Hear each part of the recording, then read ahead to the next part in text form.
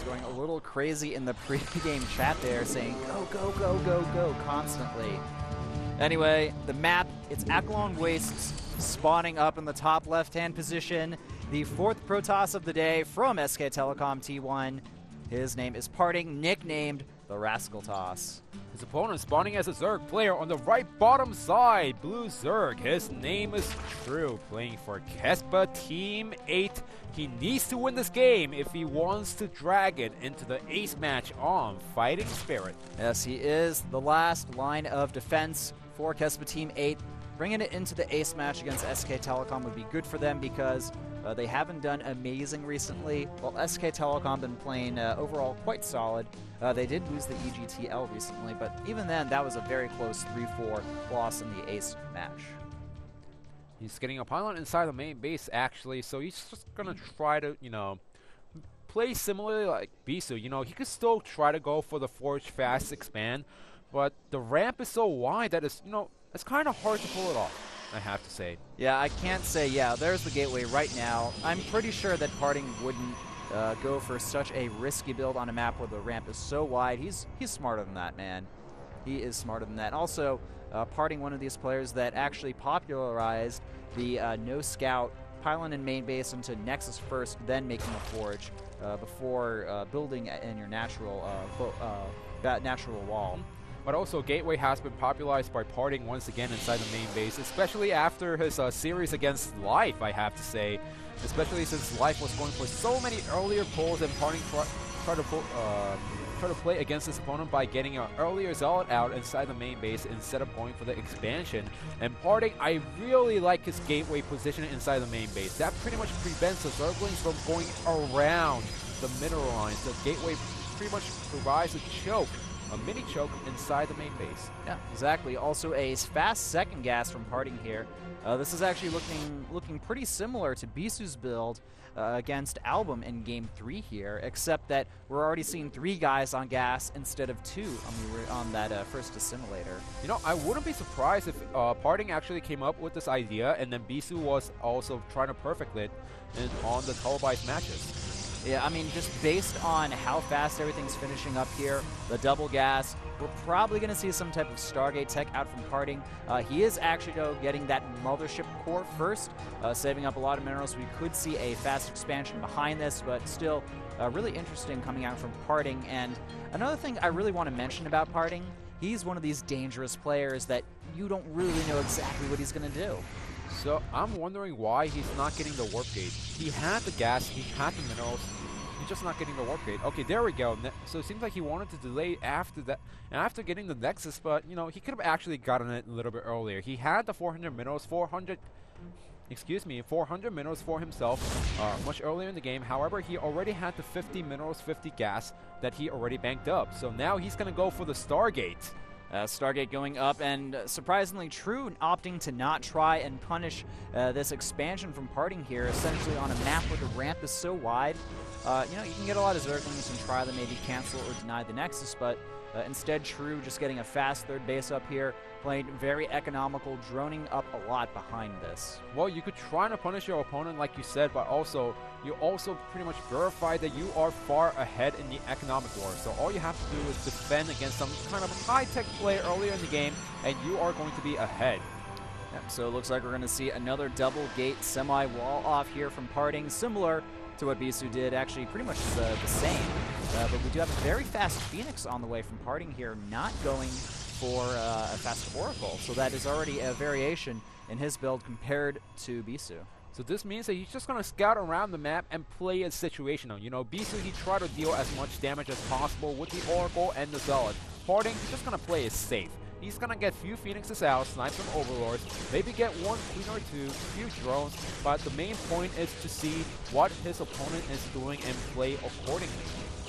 Also, the early Phoenixes are going to be something that True has to deal with a bit earlier than he's used to in the game.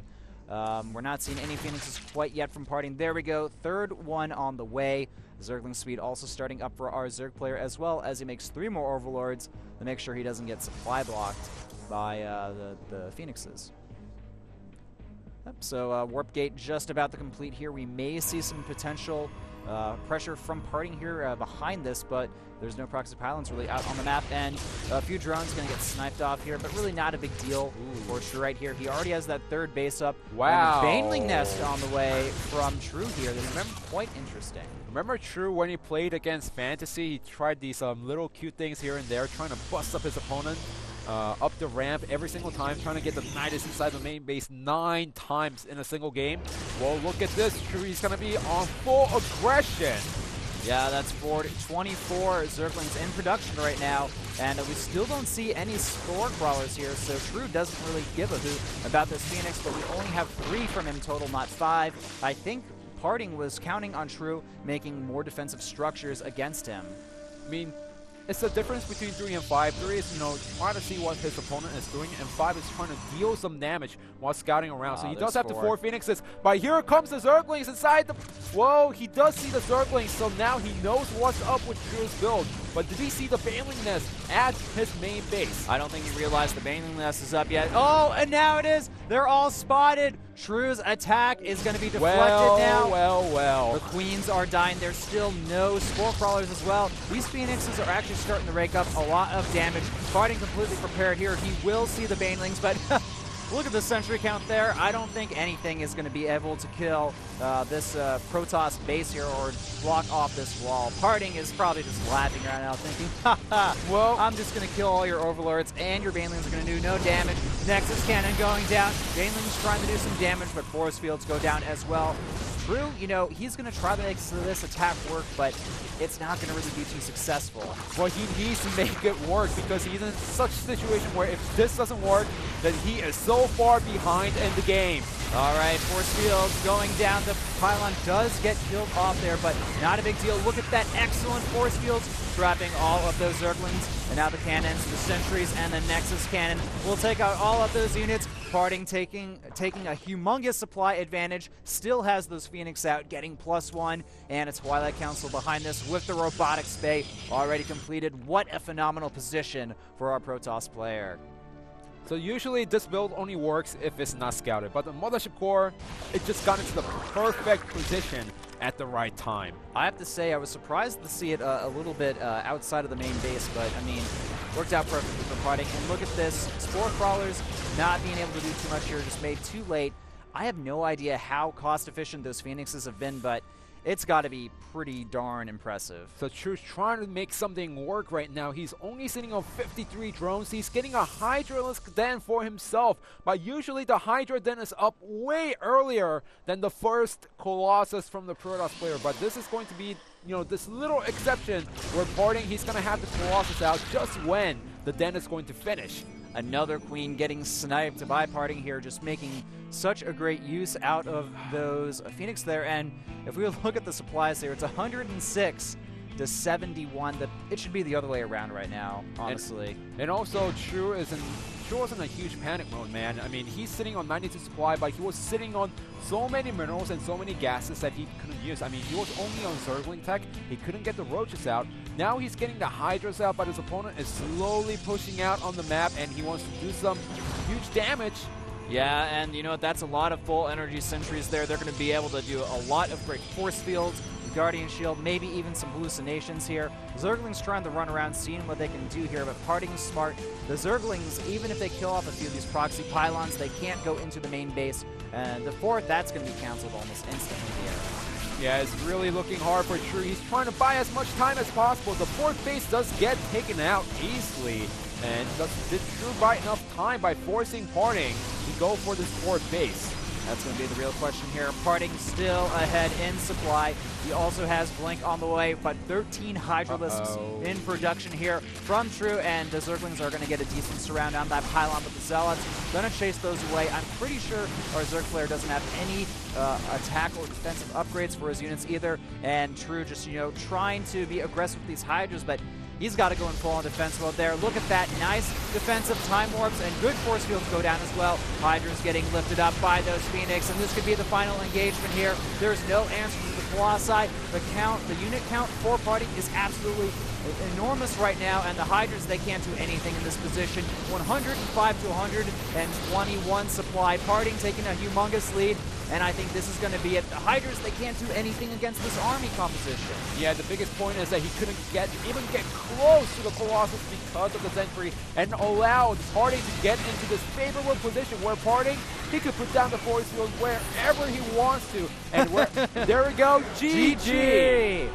Parting taking a very convincing victory over his opponent Shrew there. Just, you know, once he scouted the Zergling Banelings, it was pretty much over at that point. Parting's the kind of player that he will just go up straight up kill you if you try to all in him and you fail. Yeah, Parting just seeing the Banelings out in time, getting the wall. You know, I was a little bit worried for him because he opened up Gateway first. His forge was a little late, so he couldn't have the cannons in time if he didn't see the Banelings coming. However, he did see the Banelings, and that was it for True. Yep, so unfortunately for Team 8, they're going to fall 2-4 to SK Telecom T1. We did see some pretty amazing matches. If you guys missed any of the games, definitely check out Fantasy vs. Tai. That is my recommended game from this match series here. And there's, of course, SK Telecom, your victors. They're going to bow down. And by the way, guys, we have STX Seoul and Evil Genius's Team Liquid playing next.